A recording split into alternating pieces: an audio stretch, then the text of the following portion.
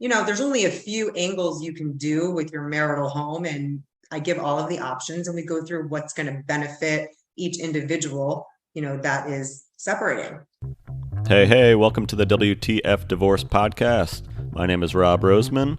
On this show, we talk about everything divorce, whether you're thinking about divorce, going through it, or figuring out life after. Divorce, co-parenting, dating. We cover it all and break it into short clips so it's easy for you to find and learn from. If you want more help, head on over to WTFdivorce.com. Thanks for listening. On to today's show. Real quick, let's talk about the sponsor. Today's WTF Divorce episode is brought to you by Soberlink. If you're going through a divorce and custody case involving alcohol, Soberlink is the solution for you. More on Soberlink at the end of the show. Now, on to today's episode.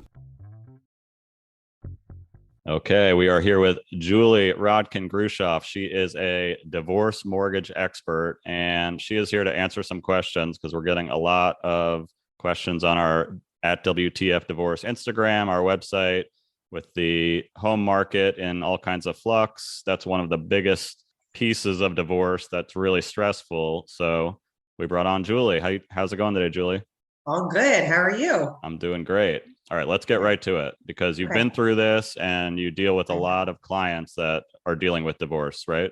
Yes, absolutely. So yeah, I've been a mortgage broker for over 21 years now. And, throughout my career, I definitely facilitated a lot of couples going through a divorce. And until I had my own divorce in early 2020, I couldn't relate even remotely to what somebody goes through and what it actually entails. So, I have formulated a little method to try to streamline the process. Obviously, I'm super sensitive to both sides going through it and able to just offer advice when you're going through one of the hardest times that most people go through, as part of a divorce.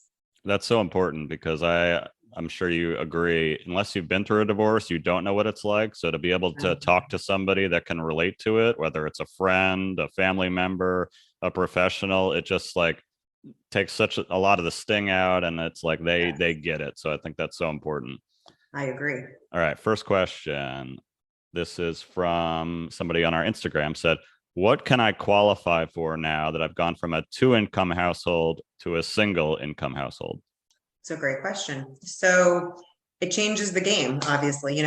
Divorce changes everything in your life mostly. So when it comes to the finances and your housing expenses, if you're pooling your income together as a married couple, and then all of a sudden you're living on one income each, it changes what you can afford. So what I do is I do one-on-one consultations with each spouse and go through what they're comfortable paying monthly, obviously what they earn in income, and what they're comfortable with their monthly payment being, how they have their lifestyle. Do they travel? Do they go out to eat a lot? Whatever they enjoy doing, I want to make sure they're comfortable with the payment.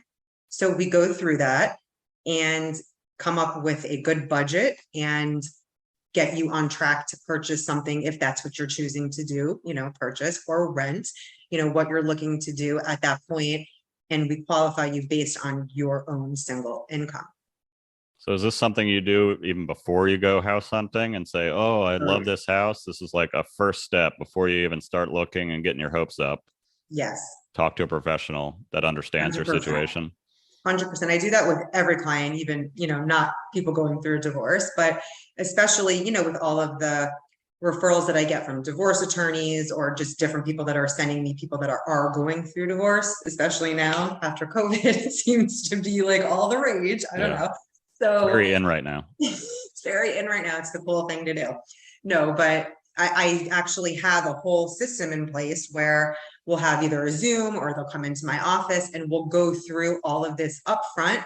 So they have a game plan, so when they are in their attorney's office, they know exactly what they're doing because there's only a few angles you can do with your marital home and moving, and I give all of the options and we go through what's going to benefit each individual, that is separating.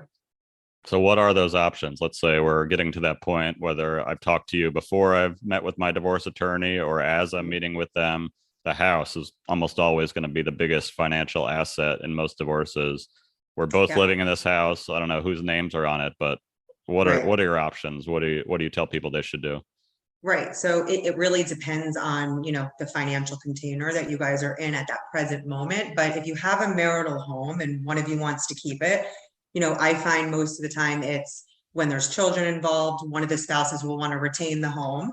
So, if your divorce settlement includes a payout, we would do a cash out refinance for one of the spouses, they would retain the home and pay off the other spouse. And then, I really think it's beneficial for if that other spouse is going to purchase a home, for me to handle that mortgage as well. So we can close simultaneously. I can keep track of everything that's going on. And then you don't delay the divorce finalizing any longer than it needs to be, because it can be a very turbulent time in your life. One person's moving, there's kids, there's things, there's life. And once you, make a plan and you are moving forward, if you have one loan with a bank or a place that has really long turn time, you could be waiting 120 days to close on a refinance. But if you have me doing both, I can make sure we're closing simultaneously. Takes a little bit of the stress out of it for everybody. Is that hard to do, to get your spouse, soon to be ex, to agree to work with the person that you're working with? It can be challenging. It has been, but I usually will meet with them separately so they can kind of like, I'm not biased, so I'm sitting there, I'm going through numbers and factual things.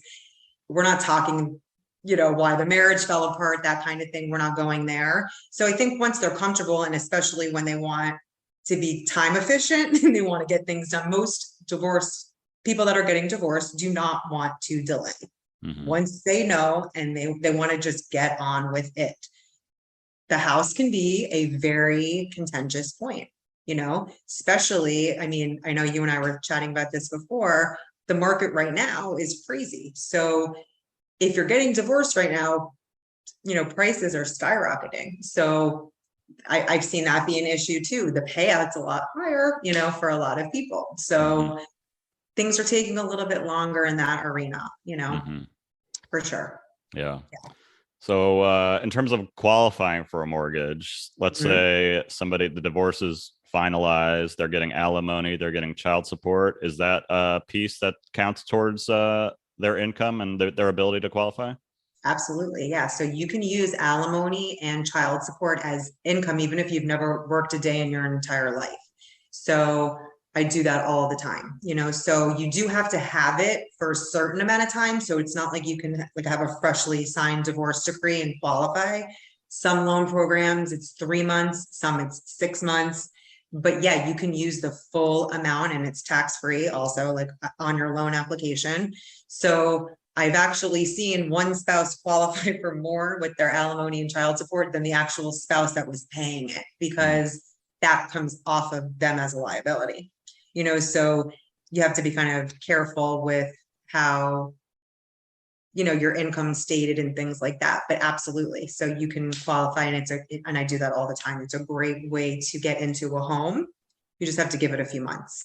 So you're saying that also can count against the spouse that is paying the alimony and child support if they're making $100,000 and they're paying out, $30,000, something like that. That's gonna affect their ability to. It's a liability against their income, basically. So yeah, it definitely, you have to be careful, and I know we're talking about fresh divorces, but I've even seen people that got divorced maybe a year before and they didn't disclose that to me. A lot of times the child support and alimony will be on a pay stub. So you can't really, there's no way around disclosing it most of the time, so it's definitely something that needs to be upfront, and I need to know all of that. This is a clip from my conversation with Julie Rodkin Grushoff. Julie is a mortgage broker. You can find her at mycclg.com.